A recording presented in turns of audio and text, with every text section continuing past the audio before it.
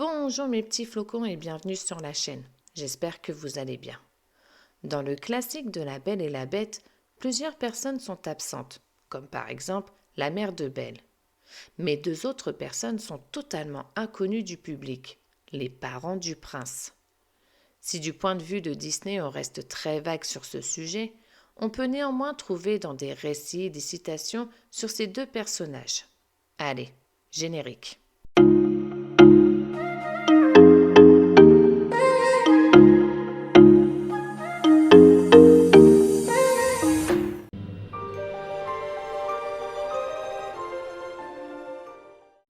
Un beau jeune prince vivant dans un château luxueux en France possède tout ce qu'il a toujours désiré.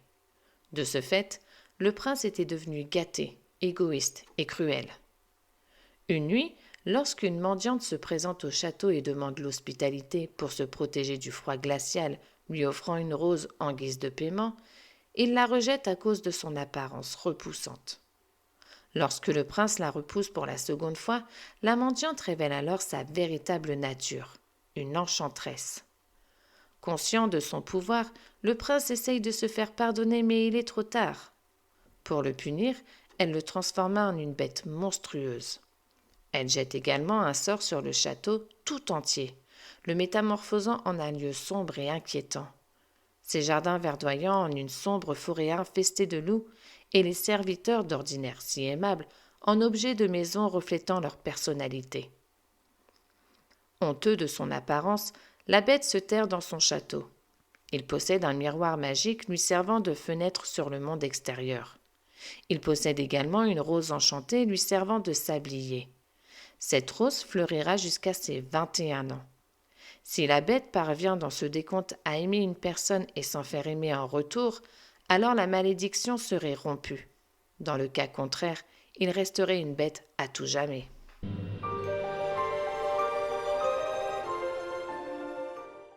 Une théorie suggère que dans les années 1700-1800, de nouveaux petits États souverains ont vu le jour suite à des transferts de terres. Les parents de la bête auraient commencé à acquérir des terres jusqu'à ce qu'ils possèdent leur propre principauté. Les parents de la bête étaient des gens très riches. Il n'y a qu'à voir l'intérieur du château. On pense que les parents ont offert tout ce qu'ils pouvaient à leur fils, quitte à le gâter de trop, pour que celui-ci les aime, ce qui a rendu le prince capricieux et gâté. Avant de continuer, petite question pour vous. Pensez-vous que les parents du prince soient morts de maladie, comme dans le livre Twist and Tell, ou pensez-vous qu'ils ont été tués pendant la Révolution française? Et surtout, on n'oublie pas de s'abonner et de liker.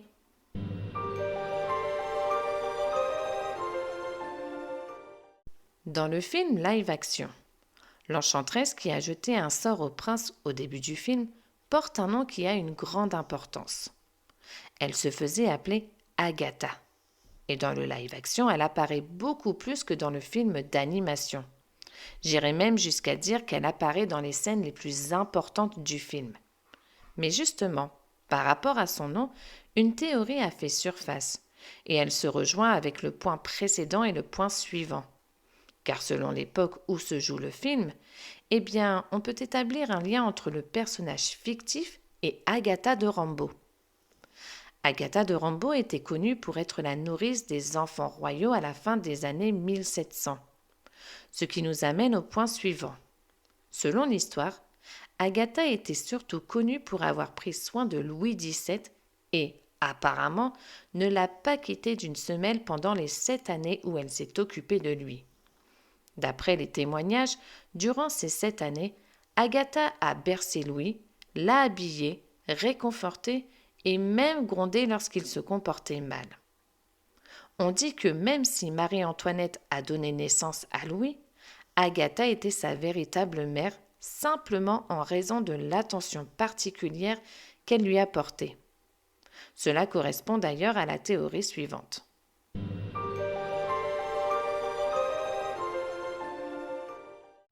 Lors de la sortie du live-action de La Belle et la Bête, les scénaristes ont voulu essayer de nous donner un peu plus d'éléments sur les parents de la bête. Ainsi, ils ont imaginé que Louis XIV, que l'on surnommait le Roi Soleil en raison de l'emblème qu'il avait choisi, serait le grand-père du prince Adam. Quant à sa grand-mère, ce serait Françoise d'Aubigné qui était la marquise de Maintenon. Ce qui reviendrait à dire que ses parents n'étaient autres que le roi Louis XVI et Marie-Antoinette. Non seulement le père du prince dans le flashback correspondrait parfaitement à l'image que l'on se fait du roi Louis XVI d'après ses portraits, mais cela expliquerait également leur présence dans le film, si les parents de la bête étaient réellement le roi et la reine de France. Ces deux personnalités auraient été choisies en raison de leur relation et surtout de leur personnalité qui rappelle un peu celle de la Belle et la Bête. Dans le live-action, on apprend aussi que sa mère est morte alors qu'il n'était qu'un enfant. Elle semblait être une âme douce, mariée à un homme terrible.